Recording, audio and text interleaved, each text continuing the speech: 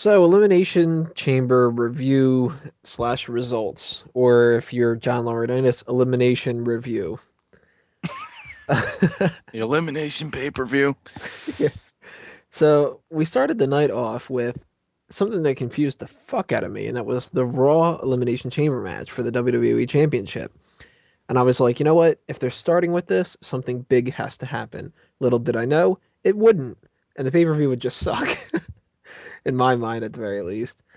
Uh, Quick rundown of the results of this match. We started off with what was it? Kofi CM Punk and Kofi Kofi. Kingston and Punk, yeah. And they had some good back and forth action and all that. And I was thinking to myself, okay, well, there are a couple little possible botches here, but shit happens, whatever. Can't criticize people too much on that kind of stuff. First pod entrance was Dolph Ziggler, who reminded me a lot of Billy Gunn with his pink tights, kind of like the Ass Man era. Not to And he mention he had that uses the Jeff famouser too. Hardy Right. t-shirt thing coming out of his bloody pants as well. And then we had R-Truth come out.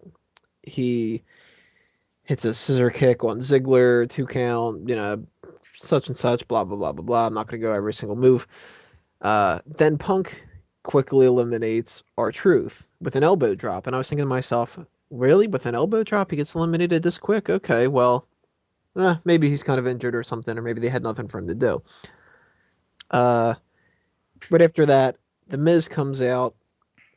Miz starts actually getting a better position in this than I thought he would. I thought that he would kind of be the sacrificial lamb because of how it's been reported that he's kind of in the doghouse right now.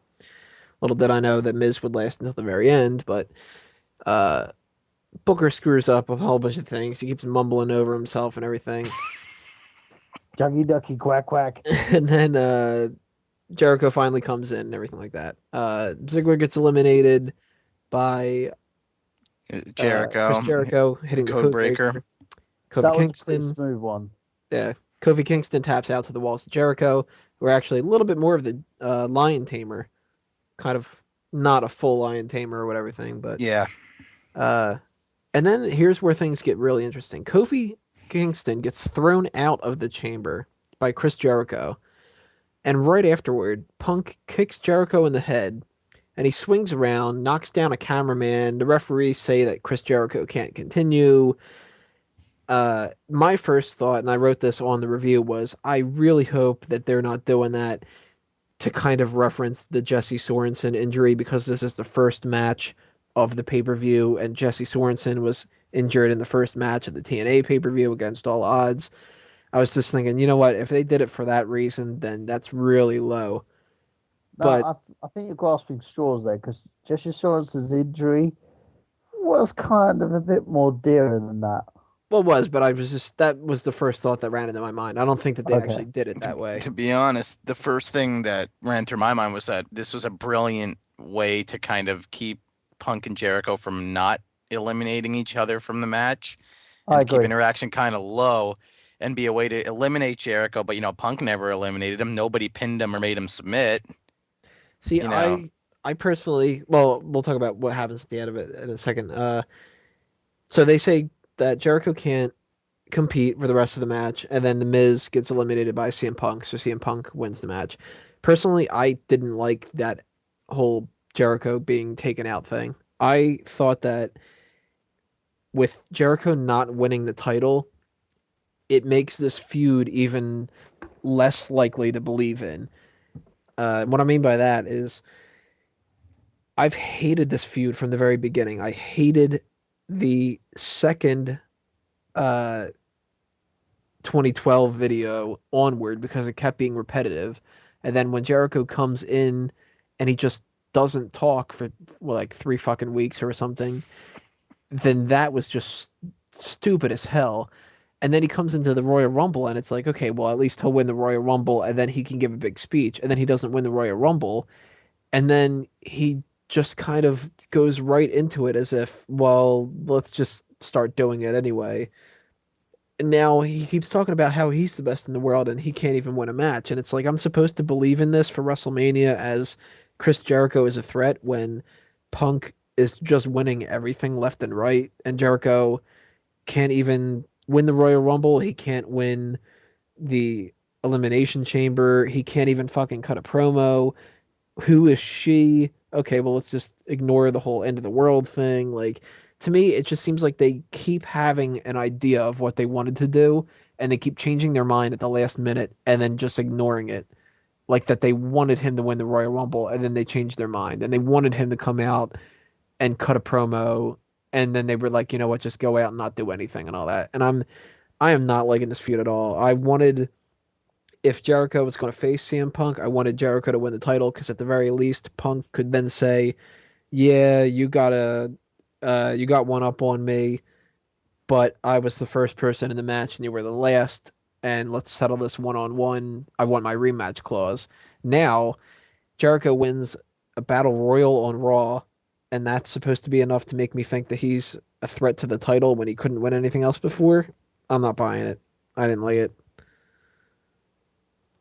Well, for me, I would say the way they ended it was actually kind of it allowed them to extend the feud without taking the title off Punk because I understand why they didn't do it due to the fact that they had too many bloody title changes before when Punk returned. So they want to keep as much steam on Punk as possible. And also Jericho's not back full time, so why bother giving him the world title if he's not going to be there for the foreseeable future? Well, not to mention, even if they did do that, you're hot shotting the title off of Punk to give to Jericho, basically just to give it back to him in for a span of 5 weeks. No, that'd be kind of pointless. Well, see, I was kind of hoping that they would do something like Jericho would win at the Elimination Chamber, and then he would retain at WrestleMania through a cheap way, and then they would settle it in Extreme Rules, and Punk would win the title back if Jericho is only part time.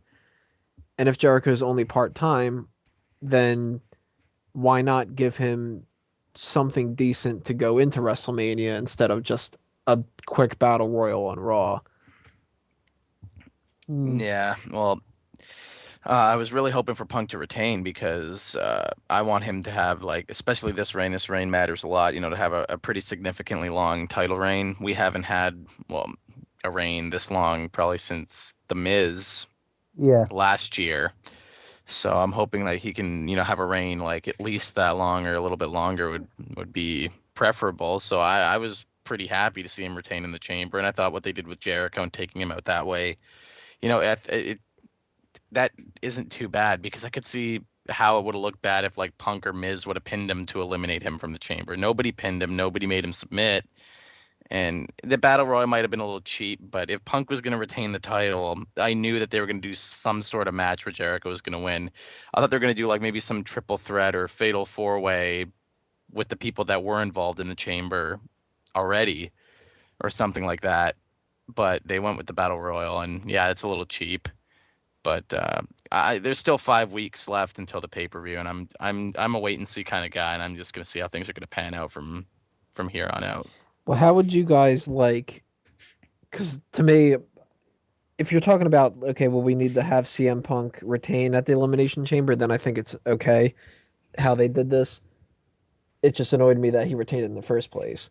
But if we've got CM Punk going in as the champion and Jericho not being a full time roster member, how do you guys think that they should go about this? Because if you have, in my mind, CM Punk continually making a fool of Chris Jericho before WrestleMania, and then he wins at WrestleMania, and then they either do another match at Extreme Rules and Punk wins there too, or if Jericho wins at Extreme Rules and then you hotshot it right back, then like to me, it's kind of like a lose lose. You can't. Not really. You play the injury angle. Jericho injures Punk before Mania. Then Yeah, what they can do is if Punk loses the title at Mania and then gets it back after Mania, that's totally fine. Or they could have it where Jericho and Punk, Jericho hits Punk out of the ring, Punk gets counted out, Jericho wins the match but not the title. You can do it so many different ways. See, I wouldn't want to count out. No finish at WrestleMania never goes over. Didn't just about everybody blow a gasket with I think it was Miz and Cena last year. Oh, that annoyed me because the fact that the match itself was not choreographed properly, it wasn't booked properly, and then when The Rock rescheduled the match and then had the Miz pin Cena after rock bottoming him was just ridiculous. Well, just no finishes in title matches at WrestleMania. I don't know if that. I can't even remember the last time that happened, if it's ever happened at all. But if it's for a bigger purpose, and because the fact that it's not the main focus of the show, which could allow you to get It's away one of the with three it. main focuses. No, but it's part of the three main events, but it's not the main focus of the show. The majority of people aren't buying the pay-per-view for Jericho versus Punk. They're buying it for Rock versus Cena. But they So you should. can That's the have thing. the leeway. I know they should, but there's enough leeway to get away with doing a cheap book if they Yeah, want and to. I personally hope they don't do that. But Yeah. who's to say that Jericho is going to be humiliated in the next 5 weeks anyway? We don't know what they have planned. He could But again, dominate and be in control the next 5 weeks too. So if as I they said, I'm do gonna the wait and injury angle though as well, they could yeah, just have Punk go in as the underdog because of the injury and win the match against Jericho. yeah, Just find a way to sort of win, and then Jericho get pissed off again, and go to town on Punk, and then we could have it like one day, the Raw afterwards, Punk's not there, and Laurinaitis saying that if he doesn't turn up for the next Raw, then they're going to take the title away from him. Have that whole title coronation thing, saying that they're going to give it to Jericho, and then Punk turns up. Do you know what I mean? yeah. I just don't want to Have see Punk beat Jericho like 4 pay-per-views in a row. Yeah, Well, but technically, again, he he didn't beat hasn't. him on Sunday.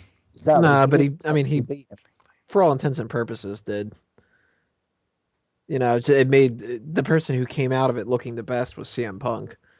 Jericho didn't. Yeah, because So, he started off at the beginning, but again, and he came same. out with the title, and Jericho is just using excuses. So if he keeps being that Jericho keeps using excuses, eventually you get to the point where it's like, all right, you're clearly not the better person. Why am I bothering to watch you two fight if the two of you aren't an equal matchup? But again, this is a heel talking to a face, saying that he's better than the face. It's a term of arrogance. He doesn't have to be better, but he can lay claim to being better. Yeah, It's but kind I of The fact mean, he can say you didn't pin me, you didn't make me submit. I should have still been in that match, but the referee took me out of the match because I was like unconscious on the floor. So how can you claim that you're the best in the world when you didn't beat the best? but there needs to be some believability to go along with it too. I mean, like you believe that the Joker's a threat to Batman because of how brutal he is and how much he fucks over Batman, and you believe that Lex Luthor is a threat to Superman because of all the plots that succeed and all that. So it's like if Jericho is always just I'm just going to keep complaining and I'm not going to be able to back it up, then, well, of course Punk's going to win the next match because Jericho is just going to bitch and then he's going to lose, and then he's going to bitch again, and then he's going to lose, and then he's going to bitch again. And I'm just essentially, I start rambling about it more, I just thought overall it was a good match. I'm not a big fan of the outcome. They have the ability to prove me wrong, but uh, I'm just hesitant to believe that they will. Uh, The one thing I think you have a problem with, and I tend to agree with you, is the booking. The way that Jericho was booked before coming back wasn't strong enough. And because of that, it's made him look weak every time he's attempted to sort of take him out of this little hole he's dug himself in. It hasn't worked. So when he does stuff like what he did at the Elimination Chamber, you can't find it convincing because he still looks really weak from the initial book of his mhm. return. You know what I mean? There's supposed to be this apocalypse and this girl and this one person who's supposed to want him to do it. None of it got explained. Then he goes over to start this feud with Punk. He should have started as soon as he came back, but instead he did that whole Jericho thing, which pissed people off even further. But not in a kayfabe sort of way. It pissed people off at Chris because it just made him look like an Mhm. idiot who had no idea what the fuck he was doing. Well, to be fair, I wasn't expecting a real outcome from those videos at all, even if it was The Undertaker coming back. I thought it was just stuff to get attention or, get people talking. I didn't expect any sort of major outcome from those videos. But Well, again, it's something where it comes to terms where they booked someone really strong to begin with, and then as soon as they debuted the guy, it had nothing. It had no relevance to those videos at all. no, but I mean, we'll have to see how it goes. I mean, it could switch around. So the uh, the next part of it was the first of the Santino Rocky segments, and you know what? I'm probably going to switch this around and break these parts up a little bit. So check out the next part where we're going to talk actually not about the Santino thing. We'll go over all of that stuff in the Elimination Chamber for the SmackDown part, but we will talk about the Divas Championship, which was the next actual match.